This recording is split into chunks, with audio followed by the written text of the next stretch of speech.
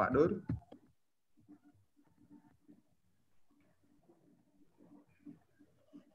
Minta tolong Pak Krisna disetting ke host. Silahkan disetting Pak Ajis. Sudah saya jadikan host. Siap, Komandan. Oke, silakan Pak Krisna. Oke, teman-teman, selamat menikmati ya. Nanti kalau ada yang mau ditanyakan, kita sediakan sesi tersendiri untuk kita berdiskusi supaya nanti nggak tertackling lah Pak Krisna dalam proses penjelasan dan Pak Aris ya, supaya fokus nanti kita untuk diskusinya. Waktu dan tempat kami persilakan Pak Krisna. Monggo Bang Aris, buka dulu Bang. Oke, baik, terima kasih rekan-rekan semua yang sudah hadir ya. Alhamdulillah ada 9 orang. Kita lanjutkan ya untuk sosialisasi lah, sharing terkait dengan embrace digitalization.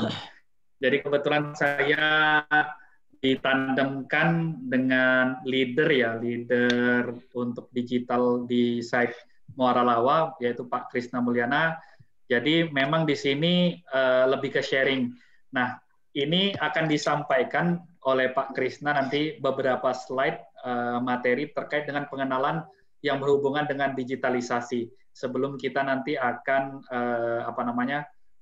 tanya jawab ya, sesi tanya jawab. Untuk mempersingkat waktu, kami persilakan Pak Krisna untuk menyampaikan slide-nya. Ya, terima kasih Om Ajis, Bang Aris atas waktunya ya. Jadi kalau dibilang di sini kita sebagai mentor, rasanya ketinggian ya, karena bapak-bapak yang hadir di sini jauh lebih expert daripada saya maupun Bang Haris di sini ya Bang Haris. Mungkin kita lebih ke ya merewind kembali saja terkait dengan solution seri C, terutama di sisi embrace digitalisasi. Nah ini sebagai background ya, kita sama-sama tahu bahwa sebagai key driver untuk di sisi people, salah satu culture yang di 2021 ini menjadi key driver utama itu adalah rejuvenate. Rejuvenate itu adalah peremajaan company behavior dalam menghadapi new normal ini. Saya langsung aja, karena kita akan fokusnya ke rejuvenate. Jadi ya ini adalah backgroundnya. Kita tahu bahwa di tahun lalu dari kita seluruh karyawan UT diminta untuk memberikan saran dan masukan kira-kira apa saja yang dalam hal ini kita menunjang pekerjaan kita di era new normal. Ada 29 behavior yang terkolek yang kemudian disederhanakan oleh tim people kita menjadi 5 value utama. Jadi ya ini 5 adaptive behavior yang disahkan di bulan Oktober lalu. Kita langsung saja. Di sini secara positioningnya kita tahu bahwa core value kita tetap masih tidak berubah. Solution itu menjadi core value kita di UT Group.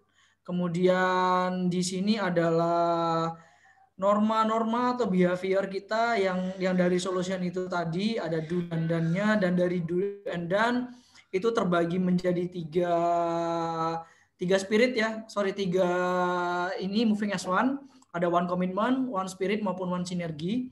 Nah, dari sini di luarnya itu ada adaptive behavior yang dipilih ada 5 yang terdiri dari intelligent dan skillful, kemudian embrace digitalisasi, resilient spirit and courage, collaborative working attitude, sama strive for excellence. Nah, dalam hal ini adalah pengertian-pengertian dari seri C tadi, kita fokus di embrace digitalisasi. Nah, jadi sebelum saya lanjut, embrace digitalisasi itu apa sih?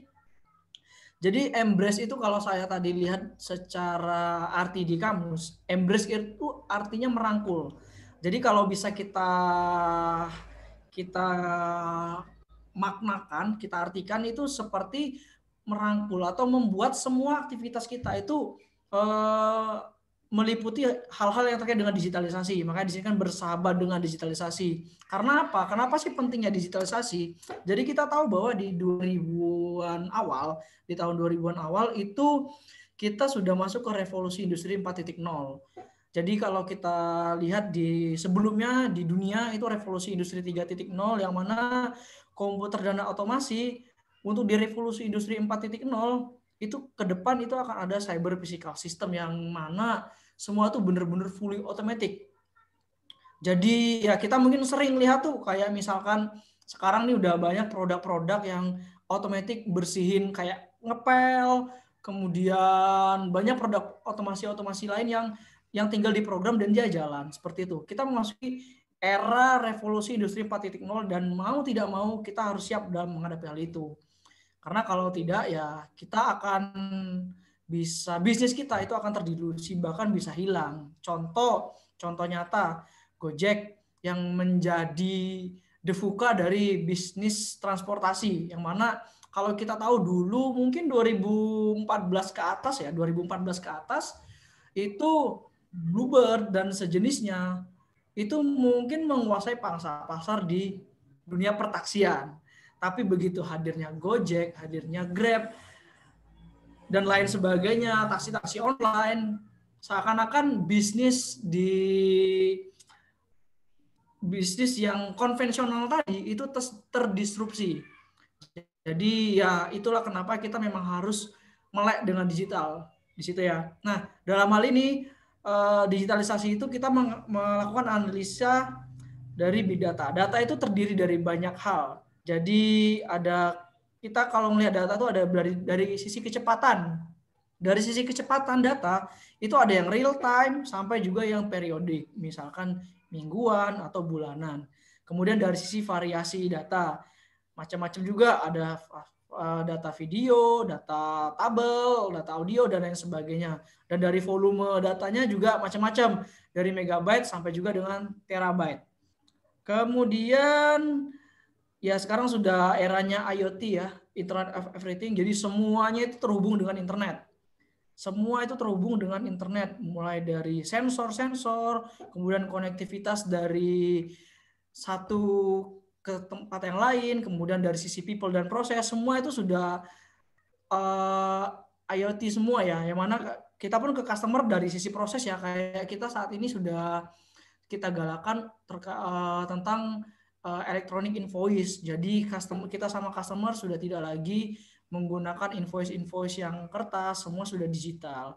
Kemudian ada cloud computing, ini yang kita biasa mungkin ke Google Drive atau data-data big datanya kita ya. Kemudian ini adalah elemen digital business. Di sini kalau kita lihat dari digital business ini mungkin bagaimana perjalanan dari digital customer ya, mulai dari development need, kemudian riset, kemudian purchase dan share dan co-create, learn, fix, sama rekomendasi digital. Data ini sangat berguna untuk macam-macam. Ada omni-channel digital touchpoint yang terdiri dari sosial media, social marketing, mobile app, customer community, dan sebagainya. Digital Business Foundation, ada e-commerce, kita di UT juga punya Klik UT, kemudian ada sharing economy service, employee kolaborasi, dan sebagainya. Kemudian digital business support, ini yang mungkin di area kita saat ini sudah banyak dashboard online, mulai dari AR dashboard, YOB dashboard, dan lain sebagainya. Nah, dalam menghadapi era digitalisasi, di sini adalah tools yang saat ini mungkin wajib dimiliki oleh setiap perusahaan ya. Chatting media, mungkin kita lebih banyak menggunakan WhatsApp. Untuk project management, ini kalau kita lihat sih mungkin belum begitu banyak dipakai di kita, teman. Yang biasa umum pakai adalah Trello. Kemudian web dan video conference, kita menggunakan Teams sama Zoom. Kemudian sharing file, kita menggunakan Google Drive dan menggunakan OneDrive. Scheduling by calendar, dan lain sebagainya. Jadi ini ada tool yang saat ini yang mau nggak mau kita sebagai perusahaan kita harus punya. Dan harus kita gunakan di kegiatan operasional kita. Nah, kita tahu ya bahwa saat ini kita banyak menggunakan virtual kolaborasi. Salah satunya seperti ini ya, kita sharing by virtual. Kenapa sih kita membutuhkan ini, virtual kolaborasi dibanding yang lain? Jadi pertama adalah broadening reach. Jadi kita bisa mencapai area-area yang jauh. Sebagai contoh, saat ini kita berada di tempat-tempat yang berpisah. Kita tempat-tempat terpisah, tapi kita pada sore hari ini kita bisa berkumpul. Jadi kita bisa mencapai sesuatu yang jauh. Kemudian responsif, meningkatkan. Jelas ketika online seperti ini, tingkat responsivitas pasti akan lebih tinggi. Karena kita tidak perlu bertemu langsung untuk kita bicara, kita bisa bertatap muka secara virtual untuk kita mendiskusikan suatu permasalahan. Kemudian ini sangat adaptif. Ketika kita dalam suatu meeting, kemudian kita membutuhkan tambahan suara misalnya dari orang lain yang mungkin tidak ada dalam meeting kita bisa undang dalam meeting kita dan untuk bisa langsung kita ketahui apa yang kita butuhkan. Kemudian financial saving jelas. Pasti ini virtual meeting pasti banyak saving ya terkait dengan finansial. Ini kesenangnya Bapak ADH, Bapak Mario. Ya tadi sih saya lihat 15.000 aja ya untuk ini jauh lebih murah dibandingkan kita kumpul. Kemudian buat satu ruangan, belum lagi snack-snacknya ya Mario. Dan yang terakhir adalah meningkatkan produktivitas. Ya ini penelitian di Amerika ya. Cuman kalau untuk site kita sendiri, kalau untuk productivity dengan menggunakan virtual sih ya mungkin nggak begitu banyak. Karena terutama di area support kita yang direct to customer yang benar-benar di ujung tombak itu mungkin tidak bisa banyak virtual, tapi kalau untuk meningkatkan produktivitas secara training, kemudian webinar dengan customer itu masih bisa kita penuhi. Nah, dalam virtual komunikasi ada beberapa permasalahan. Di sini dari penelitian di Harvard 2018 ada empat problem utama dari virtual kolaborasi. Pertama pasti komunikasi yang kurang bagus, sama kurangnya kepercayaan, kemudian masalah koneksi dan juga keamanan jaringan, dan juga fokus dan productivity yang terganggu. Nah, bagaimana sih cara menghadapinya? Cara menghadapinya untuk berkomunikasi ini sebagai seorang leader sih ya, sebagai seorang leader itu untuk mengatasinya adalah dia harus memberikan contoh untuk komunikasi ini. Jadi berikan regular check-in ke teman-teman, kemudian adakan virtual guideline. Jadi buat sebagai arahan sebagai seorang leader. Kemudian pilihlah tool yang paling tepat. Pilihlah tool yang paling tepat untuk berkomunikasi secara virtual dengan tim. Yang kedua, bagaimana sih cara seorang leader untuk mengatasi kurangnya kepercayaan? Tingkatkan komunikasi sosial di luar forum normal. Jadi misalkan komunikasi itu bukan hanya di forum-forum formal ketika meeting saja, tapi ketika non formal ya kita juga komunikasi ya mungkin kita bahas kehidupan seharian, hobi dan lain sebagainya. Kemudian adalah tentukan goal bersama. Goal ini menjadi salah satu tool untuk ya bisa kita komunikasi ya, dan juga dengan adanya goal kita juga jadi lebih terarah dengan tim. Kemudian menghadapi koneksi dan masalah koneksi dan keamanan. Jadi minimalisir penggunaan jaringan WiFi publik dan usahakan orang-orang yang saat ini tim yang bekerja dengan menggunakan virtual komunikasi pastikan menggunakan jaringan yang aman. Kemudian bagaimana untuk mengatasi fokus dan productivity yang terdiminish ya, diminish kayak terganggu ya gitu ya fokusnya. Jadi pastikan accountability ini lebih kepada tugas dan tanggung jawabnya. Jadi misalkan si A hari ini tugasnya ini. Nah, kita juga sebagai leader bukan hanya memberikan tugas, tapi lebih kepada kita juga memastikan tugas itu juga kita berikan perhatian. Gimana tugasnya, prosesnya bagaimana? Ya ujung-ujungnya pasti kita mengharapkan performa terbaik. Seperti itu. Jadi ini mungkin dari saya. Lanjut Bang Aris. Oke, terima kasih Pak Krisna. Coba saya lanjutkan. Jadi di sini coba kita refresh lagi lah ya, refresh lagi terkait dengan do dan done-nya, terkait dengan embrace digitalization. Jadi kalau berhubungan dengan ngomongnya bersahabat dengan digital ini, mau tidak mau kita harus lakukan ya, meningkatkan kualitas dan kecepatan layanan melalui digital experience. Sebenarnya ini artinya dengan adanya digital, dengan adanya mekanisme yang dari manual ke digital, itu bukan malah membuat lambat, apalagi membuat sulit ya usernya. Karena bagaimanapun dengan adanya digital kan tujuannya kita lebih mempercepat. Makanya memang tidak sembarang. Jadi pada saat kita membuat suatu konsep itu bukan dari keinginan kita. Ya kebetulan sharing sedikit ya teman-teman ya. Jadi memang pada saat saya di tempat yang lama itu memang kebetulan di tahun 2019 ya benar tahun 2019 itu memang di tempat yang lama itu benar-benar mencanangkan tahun ini pokoknya fokusnya dengan digital inovasi. Makanya sampai dengan cari mau training beberapa PIC yang sudah ditunjuk ya. Makanya di sana punya tim ngomongnya Black Team ya namanya. Itu mau training, awalnya mau training ke Jogja, benar-benar ke orang yang sudah punya kompeten tinggi. Ternyata pada saat kebetulan ada kunjungan dari tim DAD karena waktu itu trial project dari Jakarta yang bersangkutan kita diskusi. Nah dari sana kita diajarin bahwa ternyata untuk membuat suatu aplikasi ataupun konsep yang berhubungan dengan digital kita harus membuat desain ya. Ada beberapa metode.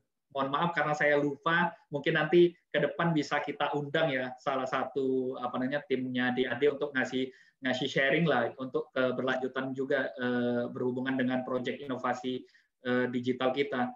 Jadi memang kita harus membuat konsep, desainnya tuh harus jelas. Apa arah kita, sasaran kita mau kemana, kemudian kemudian user itu apa sih, masukan dari user bagaimana sebelum kita menentukan proyek tersebut. Dan memang dari konsep itulah yang harus kita bikin time frame-nya.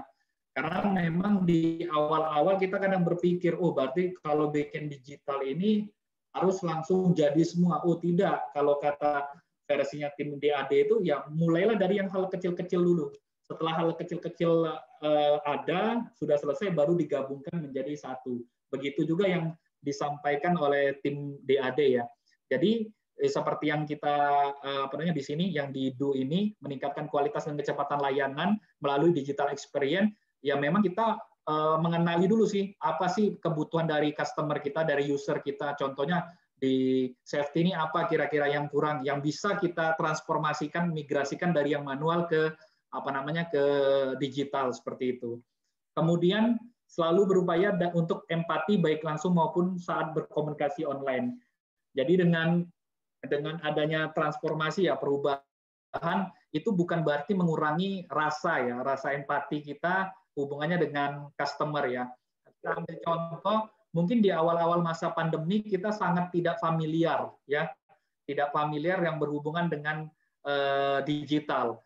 Kita meeting dengan M-Teams dulu kan di awal-awal benar-benar M-Teams ya. M-Teams itu mungkin sedikit agak kaku karena merasa kurang lega terkait dengan pertemuan ataupun meeting dengan menggunakan media ini. Tetapi mau tidak mau ya, kondisi seperti ini itu mendorong sebenarnya ya.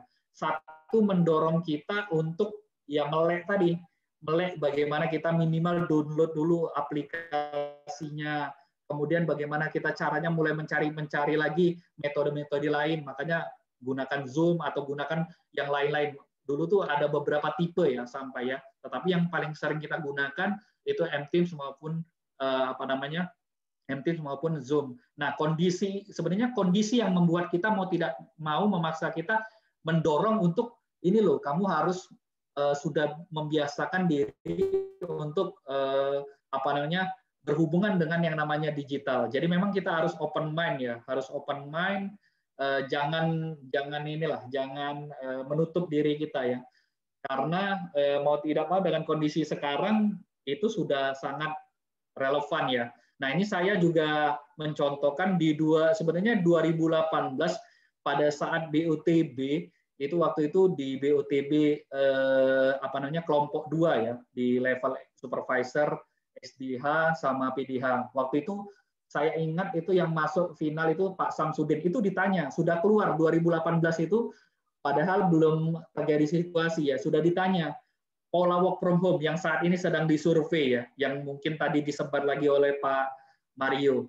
Ini bagaimana kalau metode, setuju atau tidak, metode untuk kerja dari rumah tanpa masuk kantor. Wah, itu pergunjingan. Ternyata tidak lama ya, 2 tahun kemudian, jadi 2020 terjadi kondisi tersebut. Artinya sebenarnya memang kondisi VUCA yang tanpa kita pikirkan ya, seperti yang tadi Pak Krisna bilang, contohnya Gojek menghancurkan kerajaan bisnisnya Bluebird, ya kan, tanpa aset, ya kan, dengan modal aplikasi digital dia memanfaatkan koneksivitasnya, akhirnya yang punya aset sebesar Bluebird pun hancur dan sekarang bermitra ya dengan Gojek ya, memanfaatkan aplikasi tersebut. Itulah hal-hal yang di luar prediksi kita ya. Sama contohnya lah ya, kalau dulu yang masalah Nokia yang dia sudah nyaman dengan penjualan dia menjadi market tertinggi, kemudian datang BlackBerry hancur, kemudian Android juga tambah hancur ya, seperti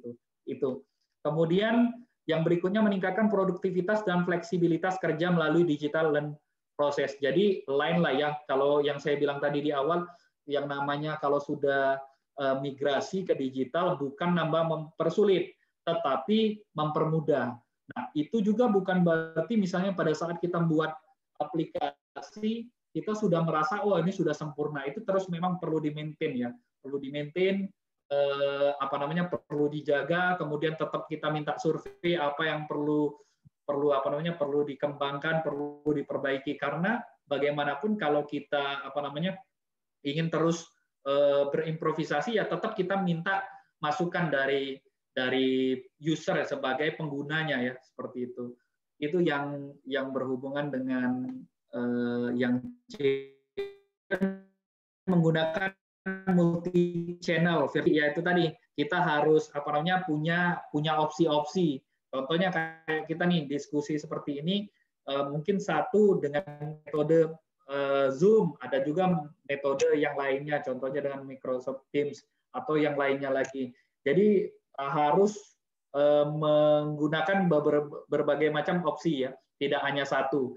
Ya, tetapi memang tantangan kita di sini kan kita didorong ya, sebagai karyawan kita didorong untuk melek atau bersahabat digital. Nah, memang kesulitannya, tantangan besarnya kita ini bukan basicnya dari orang IT ya. Nah, di situ memang bagaimana dorongan semangat belajar kita untuk mencari referensi ya. Yang saya bilang tadi, intinya kalau digital bukan berarti kita mikirkan yang besar-besar, yang sulit-sulit, yang standar, tapi itu mempermudah proses kerja kita, itu udah improve ya, seperti itu. Itu yang perlu di-note, karena jangan sampai nanti kita terbatasi dengan, tadi saya kan nggak ada kompetensi, saya perlu belajar banyak, yang namanya belajar ya memang sampai dengan kita meninggal pun kita harus dituntut tetap belajar ya, untuk menyerap ilmu-ilmu baru ya, makanya di solution ada open mind ya, kita harus membuka diri ya untuk hal-hal yang baru. Kemudian adaptif terhadap teknologi dan tren digital, yang itu tadi ya, kita cepat beradaptasi dengan kondisi sekarang, sudah industri 4.0 ya, mau tidak mau kita harus terbuka, harus segera beradaptasi, jangan mempertahankan kebiasaan lama itu, karena nanti kalau kebiasaan lama kita pasti akan ya tertinggal lah ya dari yang lain, seperti itu. Kemudian yang tidaknya yaitu terlalu meyakini cara konvensional dalam meningkatkan kualitas dan kecepatan pelayanan.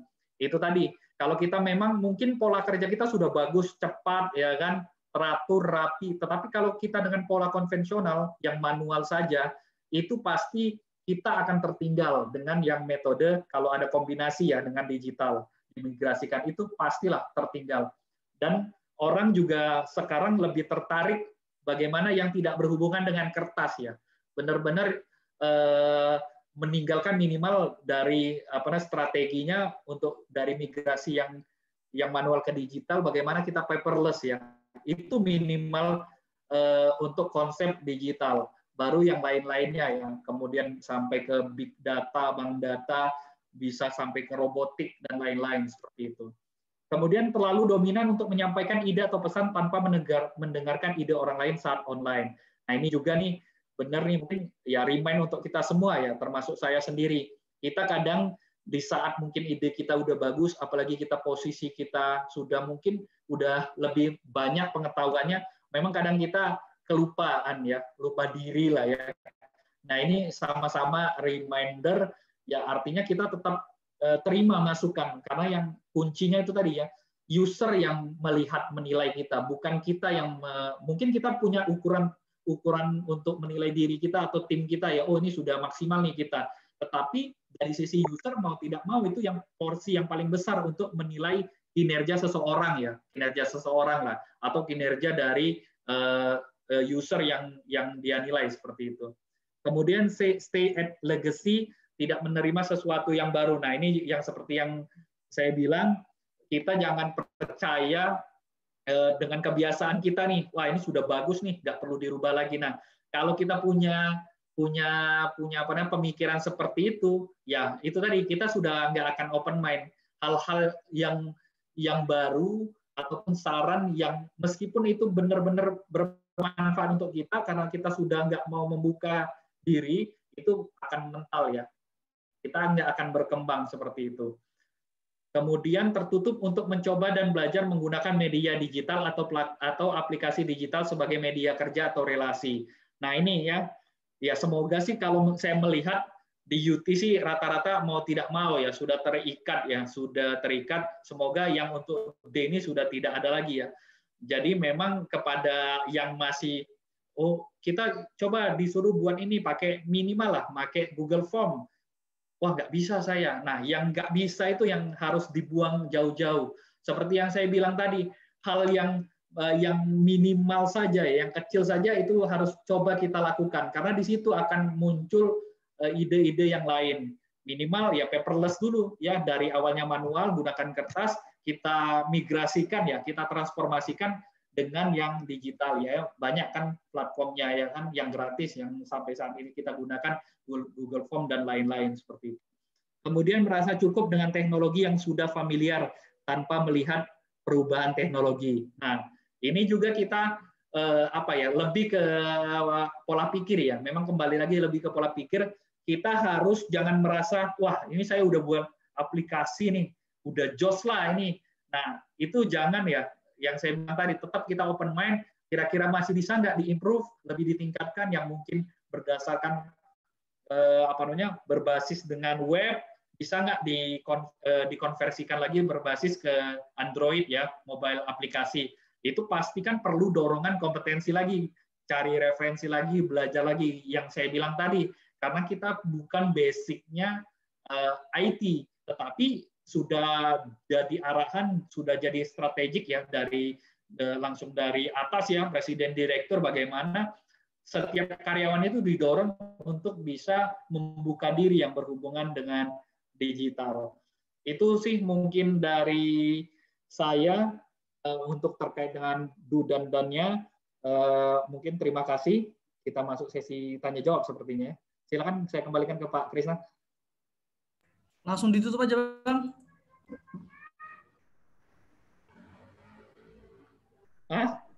Langsung ditutup aja, Bang Haris. Silakan Bang Aziz. Oke. Mungkin itu dari kami ya, yang berhubungan dengan Embrace Digitalization. Terima kasih ya, saya kembalikan kepada MC, Mas Aziz, kami persilakan. Baik, terima kasih Mas Haris sama Pak Krisna ya. Tadi udah dijelaskan secara cukup mendalam terkait dengan alasan-alasan kenapa kita harus digitalisasi, kemudian hal apa yang mendukung dan tidak mendukung. Kita tiba di sesi pertanyaan, tadi ada diskusi ya, atau ada hal yang mau disampaikan tapi beliaunya belum bisa hadir karena ada pekerjaan. Jadi nitip, ini ada pertanyaan ini Pak Krisna dan Pak Haris. Tentunya terkait dengan digitalisasi. Jadi tadi kan disampaikan bahwa saat ini itu mau tidak mau kita akan kita harus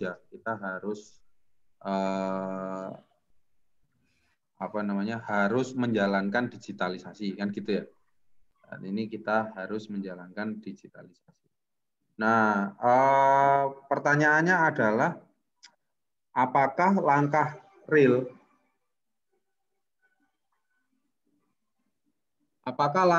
yang bisa kita ambil atau kita lakukan itu ketika atau apabila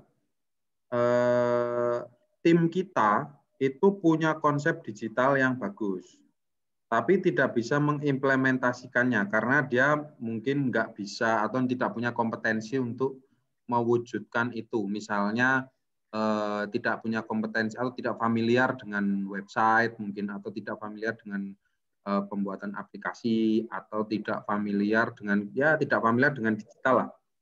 Nah, sehingga membutuhkan vendor luar. Dan tentunya membutuhkan vendor luar itu tentunya membutuhkan dana juga kan. Nah, makanya ini agak sedikit sulit sih memang ya secara kondisi. Satu sisi kita memang harus menjalankan digitalisasi, satu sisi kompetensinya belum ada. Nah, kira-kira pandangan dari Pak Krisna maupun Pak Haris seperti apa, Pak? Monggo, Bang Haris. Oke, bantu menjawab Bang Haris. Sebenarnya saya menyampaikan ini berdasarkan pengalaman ya. Jadi pengalaman saya mungkin saya agak balik ke belakang dulu ya. Jadi memang benar ya, relevan sekali seperti yang dibilang oleh Bang Aziz yang berhubungan, kita nih punya konsep nih, ya kan, mau merubah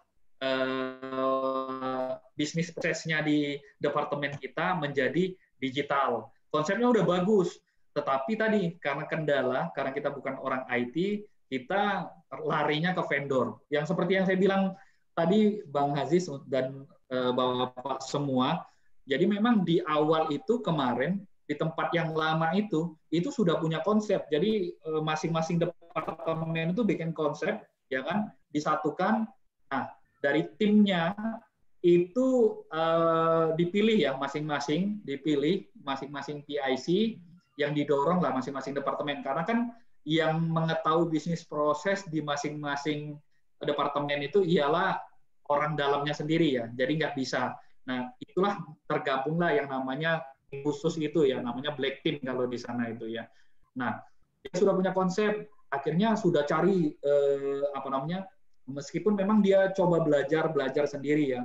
Dia cari metode cari referensi vendor-vendor yang bisa tinggal dibayar, kita menjelaskan konsepnya, mencontoh dari tim DAD-nya yang di awal-awal. Karena kan DAD-nya UT itu setahu saya memang di saat itu di-sharing oleh tim DAD itu pakai IBM ya, pakai IBM.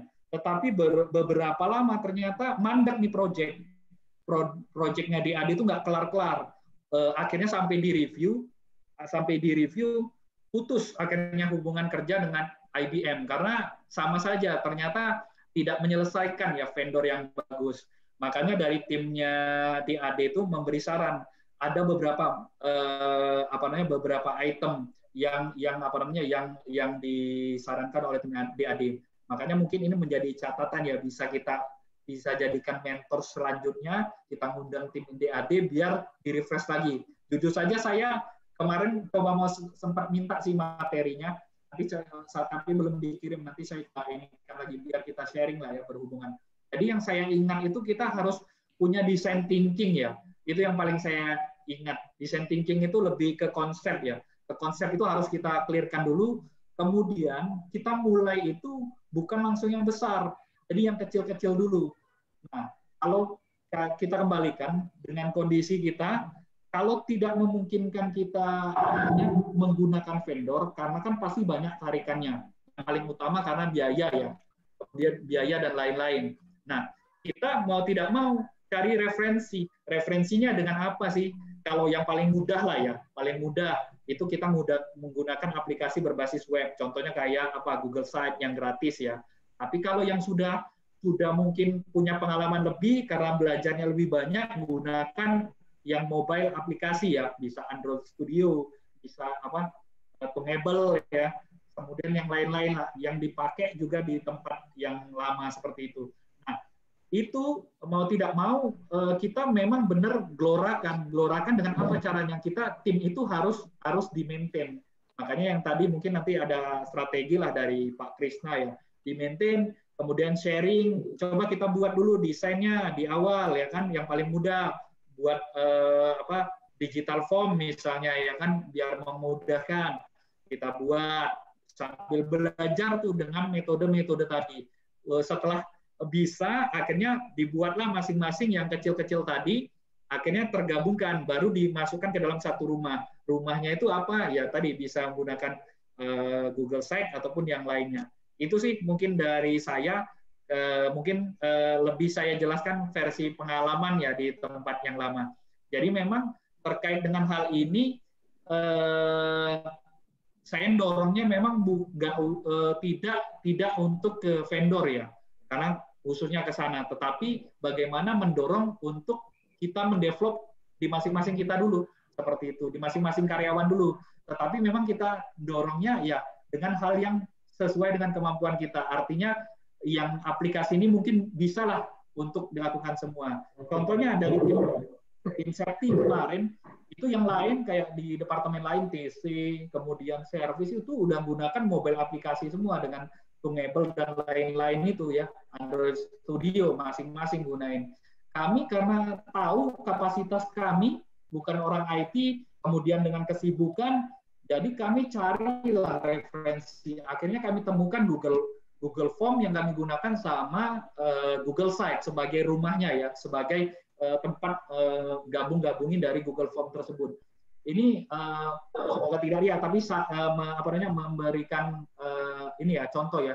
Jadi kemarin tim safety itu memang masuk nasional, meskipun tidak juara satu, tetapi menjadi wakil di kategori suggestion system ya ke Innov Astra.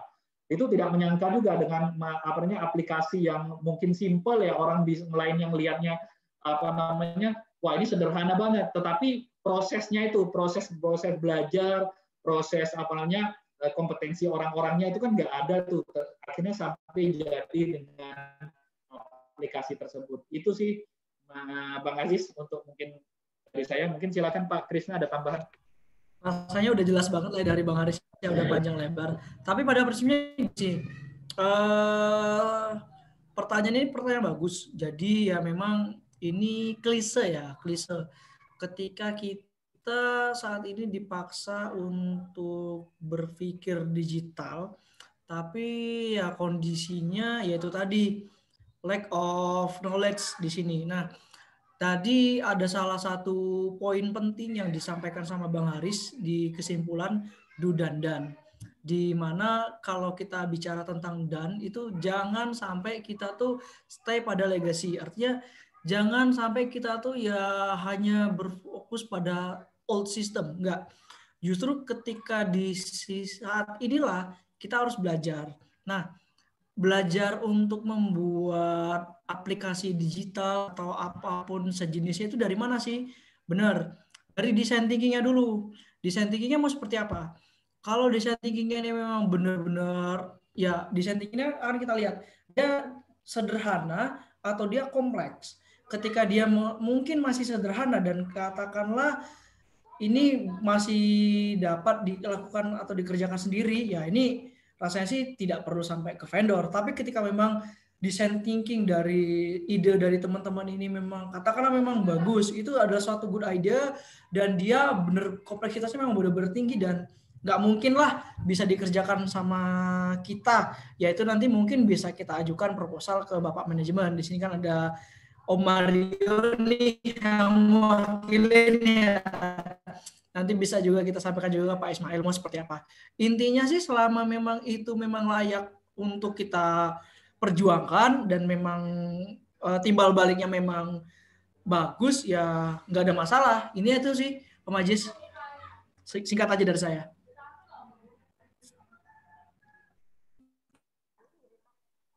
Ya Pak. Tapi kalau mau mendalamkan lagi nih karena kita hari ini nggak banyak pesertanya, jadi sekali kita diskusi.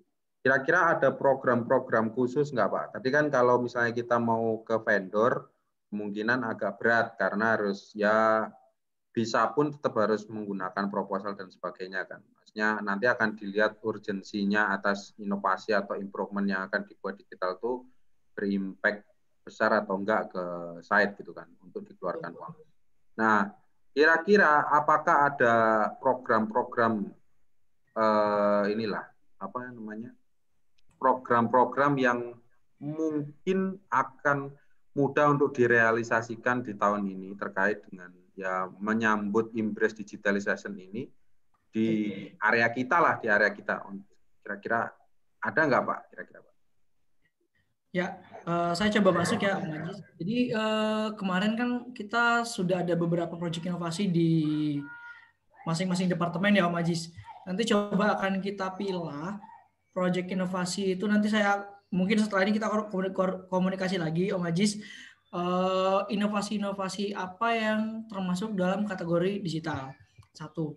Yang kedua, nanti dari situ coba deh nanti kita atur. Saya sih coba kemarin udah diskusi juga sama Pak Ismail dan juga manajemen. Harapannya sih kita yang punya proyek inovasi ini, kita punya schedule meeting rutin mingguan. Ya ini mumpung kita kumpul semua nih, ya saya sih kebayang mungkin dalam satu hari itu ya mungkin setengah hari lah, setelah rest time sampai dengan sore, ya katakanlah mungkin di hari Rabu seperti ini, orang-orang yang punya proyek digitalisasi itu selalu kumpul. Nah di situ nanti mungkin bisa kita setting setiap orang sharing aplikasi digital dia, sudah sampai mana, kendala yang dihadapi. Jadi lebih kayak ke FGD. Jadi ada forum grup diskusi bagaimana ya, sehingga ada masukan-masukan. Mungkin itu sih hal yang kebayang ya, mungkin dari saya maupun juga saya coba ngobrol sama manajemen. Ya nantinya sih akan coba kita godok lagi Om Ajis terkait dengan digital di area balada ya, khususnya mau seperti apa. Ya harapannya sih goal besar kita sih nggak muluk-muluk ya, ide inovasi kita untuk digital ini ada yang masuk ke nasional lah. Itu aja sih, Majis. Kalau ada tambahan boleh, silakan bapak-bapak yang lain, karena ini mungkin jadinya kayak diskusi. Iya betul, kan di awal sudah kita state bahwa ini adalah diskusi. Betul. Makanya aku itu sih ya Majis, kebayangnya sih gitu. Jadi kalau tahun lalu kan sempat ada training tuh dari kita kan sekali ya. Yang untuk digitalisasi ya Majis. Sekali training dalam setahun, cuman ya ketika selesai training selesai gitu loh. Jadi saya sih kebayangnya ya gimana kalau misalnya kita kita buka dulu dengan training di week salah satu yang mungkin minggu depan atau minggu depannya lagi kita buka dulu dengan training, kemudian 1 atau 2 minggu sekali kita kumpul update project teman-teman gitu loh Majis. Jadi misalkan dari Morawa seperti apa proyeknya, coba di-share ke kita, kendalanya apa, kira-kira butuh bantuan apa, seperti itu gitu. Jadi jangan sampai teman-teman ini ketika mengerjakan proyek inovasi apalagi yang digital itu ngerasa kayak dia ngerjain proyek ini sendiri tapi dan tanpa ada bantuan dari orang lain. Jadi kan di sini kita mungkin ya memfasilitasinya di situ sih, Om Ajis. Siap. Oke, mungkin dari bapak-bapak ada yang mau ditanyakan? Atau mau disampaikan? Pak Fauzan, Pak Mario, Pak Soleh, Pak Nur?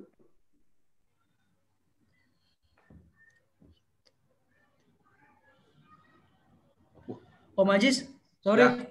Kalau boleh tahu di data yang kita kemarin, total proyek inovasi yang digital itu sudah direkap belum ya? Belum. Belum ya Om Ajis? Belum, Pak. Nah, boleh deh nanti coba kita cek Om Ajis biar kita tahu siapa-siapa aja teman-teman yang paling nggak udah punya ide inovasi untuk terkait dengan digital di tahun ini. Siap. Jadi kita agendakan mau untuk pertemuan selanjutnya ya Om Ajis. Siap. Oke. Kalau belum ada pertanyaan, saya menyambung lagi Pak pertanyaan. Wah, ini dari saya semua. Monggo. Ini kan beberapa hari, kalau nggak salah tadi pagi kan sudah mulai muncul survei WFH ya, terkait dengan survei WFH. Dan sepertinya sih arahnya kalau melihat pertanyaannya akan ke sana kita, akan ke arah WFH dan seterusnya. Walaupun nanti mungkin pandeminya berakhir, mungkin akan seterusnya akan WFH seperti Google ya, seperti Google kan seperti itu ya. Pertanyaan saya seperti ini, kira-kira kaitannya dengan digitalisasi, behavior apa yang harus dipersiapkan atau budaya apa, behavior ya, perilaku apa yang perlu kita persiapkan untuk supaya tim ini nggak kaget gitu Pak, terkait misalnya nih nanti tiba-tiba semua pertemuan tidak boleh, misalnya nih, semua pertemuan di UT Balada ini nggak boleh, semua harus menggunakan online meeting atau via, ya intinya via online lah. Kira-kira menurut Pak Krisna atau Mas Haris yang sudah lama ya berkecimpung di UT kan, mungkin punya pandangan lah. Kira-kira perilaku apa yang harus dipersiapkan untuk tim kita supaya proses migrasinya itu menjadi smooth. Ini bicaranya tim kita di Balada ya, Mas? Iya, betul di Balada. Kalau saya boleh lihat sih, sebenarnya kalau kita lihat seri C ini sendiri kan adalah 5 behavior yang apa ya, yang unggulan lah, yang paling applicable dan juga paling cocok untuk kondisi UT dalam menghadapi new normal. Sorry Pak, saya potong ya. Kita ambil contoh sekarang ini deh. Ini kan proses sosialisasi new behavior dengan memanfaatkan digitalisasi yang kita meetingnya via atau pertemuannya via online dan via Zoom dan sebagainya. Sudah difasilitasi dengan semudah ini pun itu masih tidak semuanya welcome. Gitu. Ya. Terbukti dengan jumlah peserta yang hadir mungkin nggak banyak. Nah, artinya kan ada yang harus dipersiapkan. Apakah itu misalnya ya apa ya? Saya belum ada pandangan. Kira-kira apa yang bisa men-trigger teman-teman untuk welcome dengan mau nggak mau kita harus gini gitu, maksudnya. Gitu. Monggo Pak, silakan dilanjut.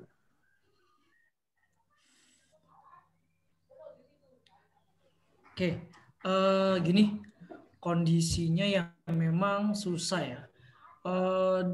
Kalau saat ini, kalau kita lihat memang terutama untuk di Balada ini karena kita masih terbiasa dengan pertemuan resmi soalnya Om Ajis.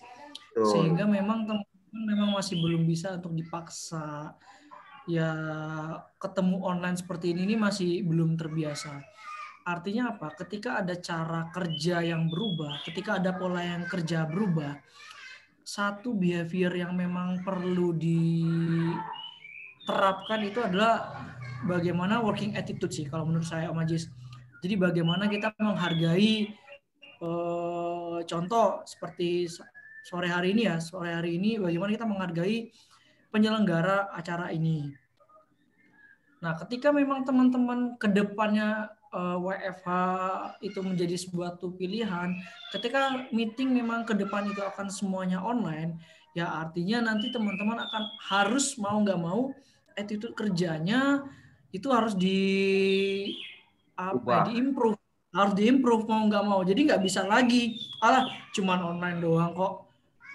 Cuman itu aja kok. Jadi ya itu sih kalau saya lihat, karena teman-teman masih terbiasa, ya kita masih campur-campur memang untuk di area kita. Karena kita nggak bisa seperti di cabang atau mungkin di head office yang memang secara pola kerjanya kebanyakan memang komunikasi virtual. Karena memang kan sifatnya terutama untuk di head office kan support ke cabang dan site. Nah, sedangkan kita ini kan adalah pasukan ujung tombak yang mana kita itu memang terbiasa tatap muka. Kita terbiasa tatap muka. Kita tidak terbiasa dengan ya pertemuan virtual seperti ini. Yaitu sih kalau menurut saya hal yang memang perlu diperbaiki, yang memang perlu diterapkan. Working attitude. Itu sih Om Ajis kalau perlu saya garis bawahi Om Ajis. Ya. Artinya kita ini ya sementara yang bisa kita lakukan hari ini ya disebar aja pokoknya. Disebar, pokoknya setiap activity kita biasakan lah, kita biasakan setiap activity kita biasakan online seperti ini. Ada meeting apa kita biasakan seperti ini. Nanti mungkin ke depannya akan ada perubahan. Tapi menurut saya sudah 2 kali ini kan, waktu itu Pak Soleh sama Pak Sulaiman juga pesertanya kurang banyak, sekarang juga pesertanya kurang banyak. Artinya ada sesuatu yang memang perlu diimprove. Nah, nanti berarti ke perilaku juga harus ada peningkatan ini Pak ya. Apa jadi kemana-mana pembahasannya. Jadi ini perlu ada peningkatan mungkin kesadaran diri atau integritas karyawan terkait dengan jadinya nanti based on project ya. Jadi bukan based on satuannya bukan lagi satuan waktu atau satuan untuk penyelesaian sebuah tugas itu bukan lagi satuan waktu, tapi satuannya adalah project ini selesai atau tidak begitu ya nanti. Mungkin perubahannya akan ke sana Pak ya. Betul. Oke, mungkin Pak Aris ada yang mau ditambahkan? Tambahan saya sih udah ini benar sih, mau tidak mau dengan kondisi seperti ini ya memang kita harus didorong, dibiasakan dan memang harus digelorakan.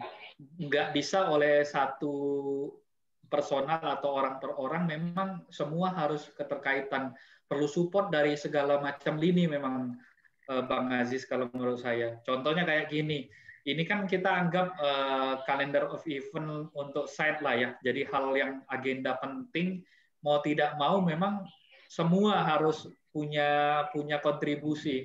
Artinya dari lini masing-masing departemen yang harus mendorong karena tidak mungkin juga bisa di cover oleh penyelenggara saja ya, seperti itu. Jadi apa ya? Ya itu tadi seperti yang mungkin Pak Krisna tadi memang working attitude ya Pak Krisna ya. Jadi kita harus merubah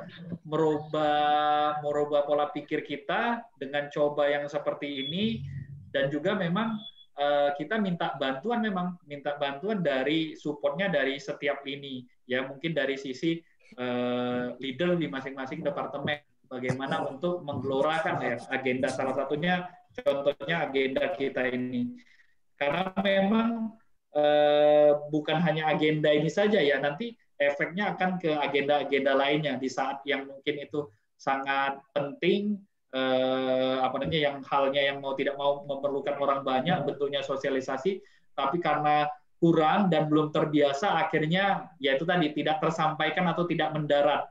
Itu sih terkait dengan ini. Makanya itu benar-benar kita harus dorong ke sana dan memerlukan support dari setiap lini sih, seperti itu. Baik, terima kasih. Memang perlu kolaborasi ya, lagi-lagi mungkin kolaborasi semua tim dan mungkin menciptakan ya benih-benih digital di di area masing-masing. Kayaknya nggak bisa memang kalau langsung kalau istilah mau tidak mau itu kayaknya lebih banyak yang tidak mau mungkin. Kalau mau tidak mau gitu ya. Saya memang harus berangkat dari kesadaran diri kayaknya ya. Kesadaran memang zamannya mungkin sudah berubah dan metodenya memang harus berubah. Sepertinya akan lebih mudah memang dari area masing-masing mungkin memunculkan trigger-trigger lah kayak gitu kayaknya Pak ya. Ya nanti ditunggulah program-program dari Pak Krisna ya selaku Jenderal Digitalisasi Baladai. Yakinlah saya sudah yakinlah pasti berhasil insya Allah. Ada lagi mungkin tambahan dari Bapak-Bapak? Amin. Ada pertanyaan Pak Ajis? Langsung.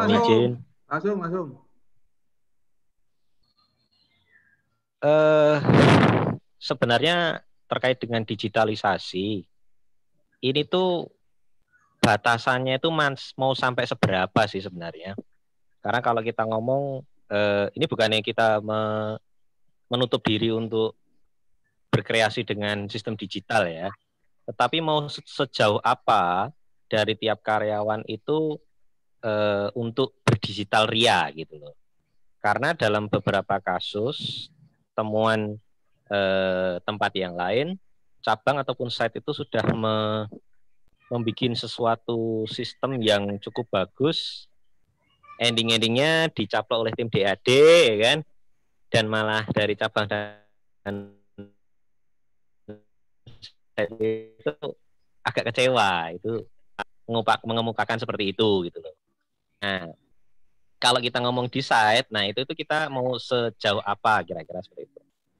Jangan sampai nanti kebablasan, sementara operasional yang ada jadinya malah terbengkelai. Kira-kira seperti itu aja sih, Pak. Terima kasih, Pak. Luar biasa pertanyaan Bapak Guru ya. Silakan Pak Krisna. Ya, ya berat sih ya memang ya. Berat ya. Ketika memang ada inovasi atau ide dari kita terkait dengan digital yang kemudian dicomot sama DAD ya, gitu ya Cak Nur? Betul Pak, dan itu mohon maaf kejadian di tempat mantannya Mas Haris ya. Betul. Dikeluhkan dari tim Black bener. Juga itu kan. Kita sudah bikin effort capek-capek kayak gini dan effortnya memang kita akuin mereka sangat besar sekali. Mereka bikin tim dan sebagainya. HO bikin itu dan divendorkan. Nah, sakitnya tuh di sini mungkin kan seperti itu kan. HO boleh dibilang yang punya, kalau kita bilang bahasan gini, HO itu punya duit, mereka boleh aja pakai duit. Sementara cabang dan site nggak boleh kita untuk pakai vendor, kan kasarannya gitu aja gitu Pak. Itu. Diusahakan kita harus semaksimal sumber daya kita sendiri gitu kan. Entah dengan tadi pakai Android Studio, Tunable, Kodular dan sebagainya kayak gitu. Nah, sementara mereka mohon maaf aja, DAD kan kita tahu selama ini kan vendor semua gitu kan. Seperti itu, Pak. Ya, kopi-kopi sih Cak Nur. Kalau boleh tahu tuh bisa kecomot sama tim DAD-nya itu gara-gara apa ya? Gimana tim DAD itu bisa tahu proyek ya, dijalankan ya nasional seperti itu kan. Ya memang sih, memang disempurnakan. Jadinya itu disempurnakan. Cuman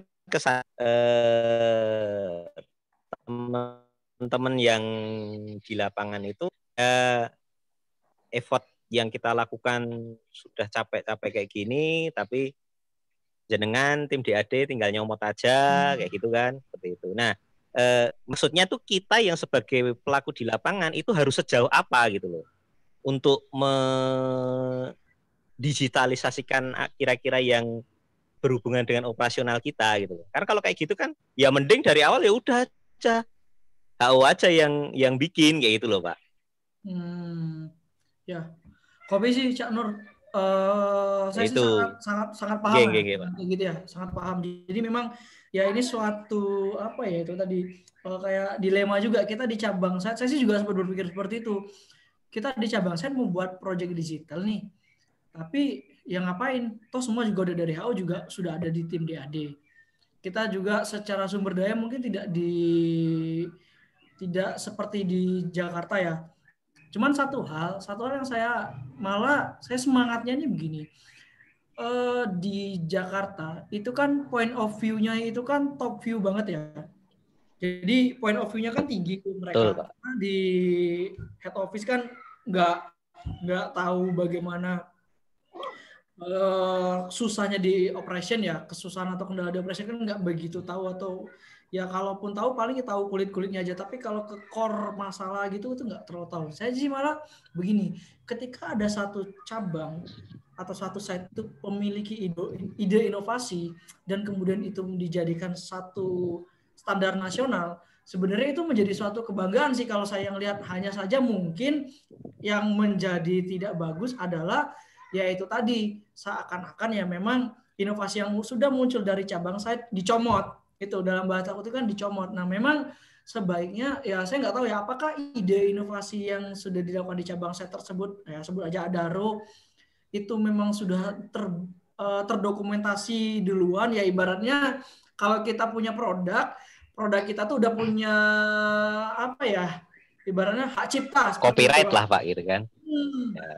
Apakah produk yang kita buat itu sudah punya hak cipta? Nah, dan hak cipta ini kan kita ya dalam hal ini mungkin kalau di UT ya hak cipta akan sebuah karya itu mungkin melalui media tulisan berupa ya inovasi itu tadi. Ya saya nggak tahu nih apakah mungkin di tengah-tengah inovasi ketika ini ada ide dari cabang set segini belum sempat didokumentasikan sudah dicomot, atau mungkin ya sudah diinovasikan oleh cabang site baru kemudian diimprove lagi oleh Jakarta. Ini saya nggak tahu nih Cak Nur. Mungkin detailnya mungkin bisa ke Bang Haris. Tapi kalau menurut saya, kalau misalkan itu sudah didokumentasikan di kita, misalnya kita punya satu proyek inovasi bagus, dan proyek inovasi kita ini diimprove di Jakarta, itu malah saya menjadi satu kebanggaan. Tapi kalau misalkan saya punya proyek inovasi di tengah-tengah jalan yang mungkin dalam hal ini belum sempat saya bukukan dalam bentuk sebuah makalah inovasi dan kemudian dicomot idenya itu dari tempat lain, ya itu pastinya sih akan kecewa. Seperti itu sih Cak Nur. Siap, oke Pak. Ya. Cuman anu aja sih Pak, cuman mau anu aja. Kita itu mau bermain digitalnya itu di sejauh mana gitu aja sih Pak. Ya itu sih Cak Nur, saya sih gini. Kita kalau siap, oke Pak. Kalau mau sejauh mana, saya sih malah semangatnya ya kita ya semangatnya sih malah ketika memang ada inovasi itu muncul dari kita dan itu menjadi standar nasional, itu malah satu hal yang positif ya, yang bisa jadi kebanggaan kita. Cuman ya bagaimana jangan sampai kejadian yang ide dicomot tadi sih, itu sih Cak Nur yang memang kita jaga Cak Nur. Itu nanti diselesaikan sama Mas Haris saja itu Pak. Daro punya kan itu kan masalahnya kan. Coba Bang Haris gimana? Cerita Bang Haris sana Bang. Dicomotnya gimana Bang? Penasaran nih. Sebenarnya gini Pak.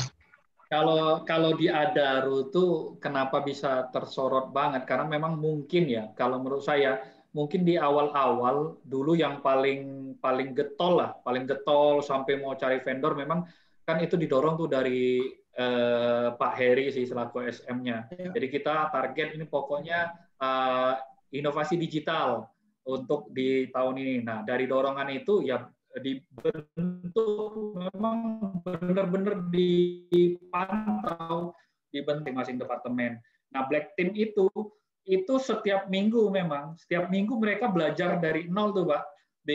Cari aplikasi, dia buka, dia belajar segala macam. Tetapi memang untuk terkait dengan proses pembuatan, ya itu di masing-masing PIC di departemen itu masing-masing. Ya sama lah seperti seleksi alam, ada yang lanjut, ada yang enggak. Ujungnya memang hanya tinggal 5 orang kalau nggak salah, 5 orang inti lah yang memang digerakkan ke Black Team tersebut. Nah itu memang sasarannya waktu itu lebih ke bisnis prosesnya service sama bisnis prosesnya ke TC.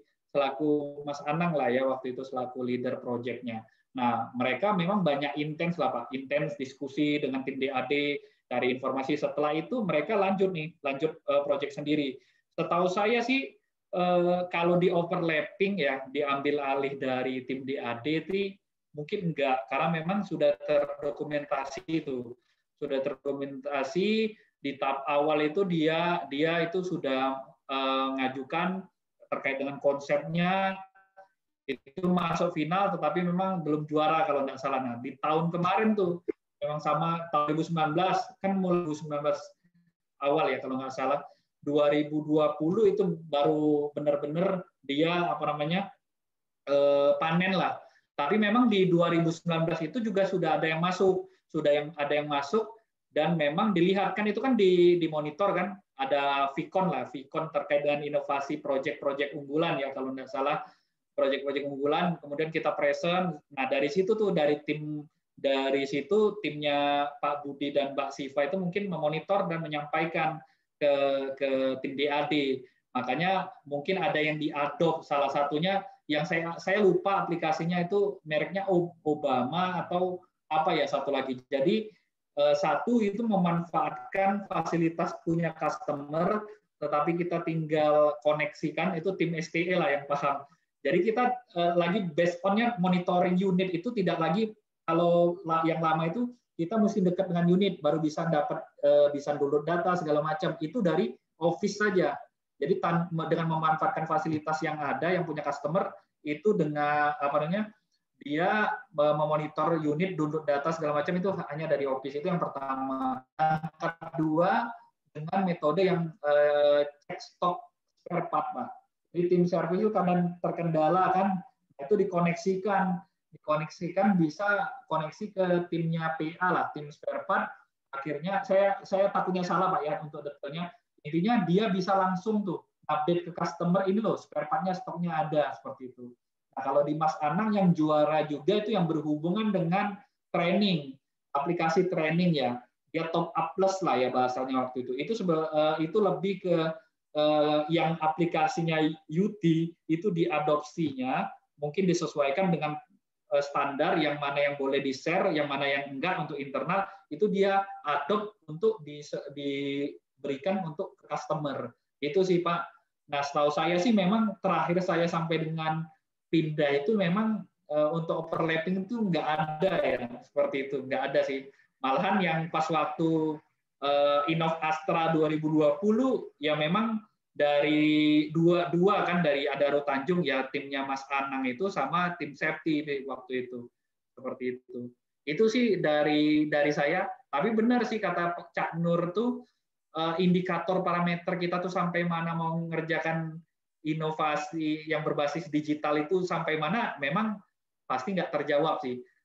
Cuman hanya kan kita didorong nih, ayo diinikan. Dan memang tantangannya satu bisa diadopsi, yang kata Pak Krisna tadi menjadi apresiasi ya. Mungkin juga ada case juga yang di overlapping tuh, yang belum dia bikin paper, tapi sudah diambil, mungkin bisa ada case. Yang ketiga, kadang nggak align. Padahal sebenarnya udah bagus, sudah masuk final, tapi nggak diadopsi. Itu juga bisa. Contohnya di inovasi kami, karena di HO sendiri belum nyampe ke sana kan, karena programnya dia pelan-pelan tuh. Dia nggak mau merusak ritme untuk tim HO-nya untuk mengembangkan digital inovasi di EHS. Itu sih Pak Krisna sama Cak Nur mungkin penjelasan saya.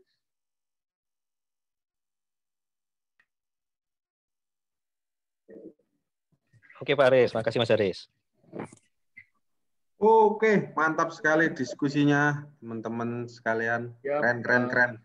Tinggal ya saya ingat senior saya dulu kalau menyampaikan pas waktu diskusi kayak gini tuh, semua yang kita diskusikan ini akan menjadi omong kosong gitu kalau tidak kita lakukan gitu ya. Jadi ayo kita bareng-bareng kita action apa yang sudah kita diskusikan hari ini. Ya mungkin akan ada sedikit kendala, tapi ya bareng-bareng aja kita atasi lah ibaratnya kendalanya. Mungkin itu ada pertanyaan lagi mungkin dari Bapak-Bapak, satu lagi. Oke, mungkin cukup kali ya Bapak-Bapak.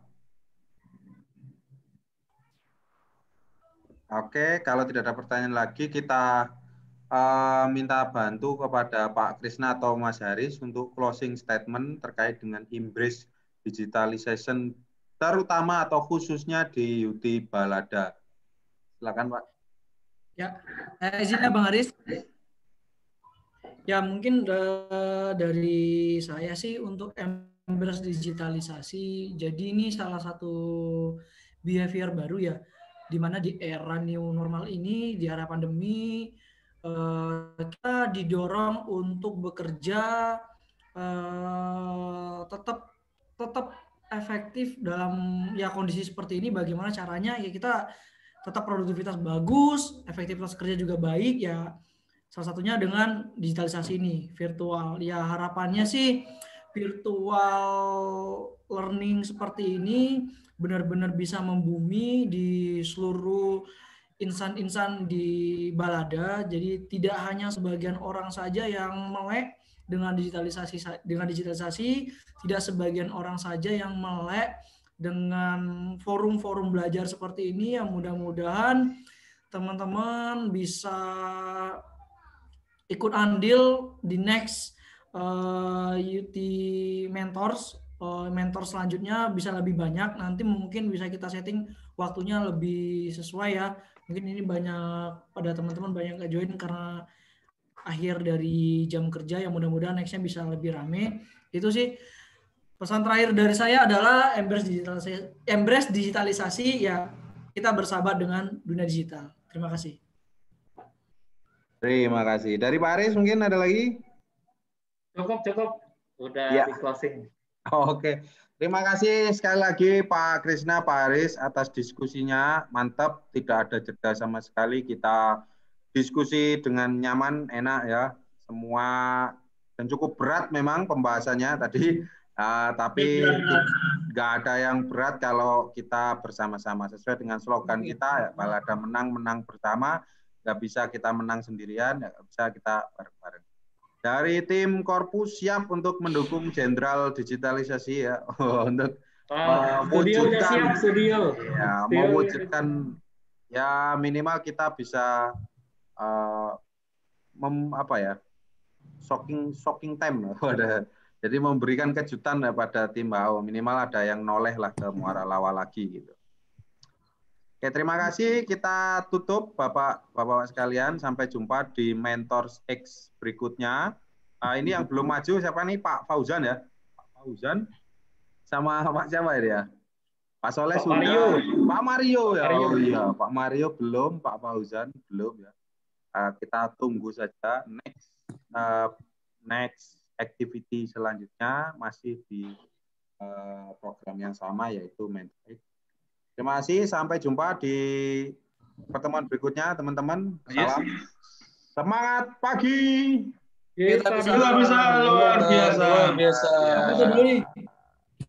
Jangan lupa ya, Bapak-bapak. Absennya jangan lupa absen. Sudah. Foto, Majis. Foto, boleh, Pak. Foto. Yuk, sampai lupa ini. Betul. Orang banyak. Pak Mario. Banyak sekali pesertanya. Makan apa itu Pak Soleh? Aduh, Pak, salah. Jan, oleh-oleh, Jan. Ayo. Waduh. Kita penyusup. Oleh-oleh. Kita penyusup. Gayu. Videonya Gayu. 1, 2, 3. Mantap. Oke, terima kasih. Oke. Kirim. Kirim. Mantap. Keren. Siap. Jos. Assalamualaikum. Waalaikumsalam.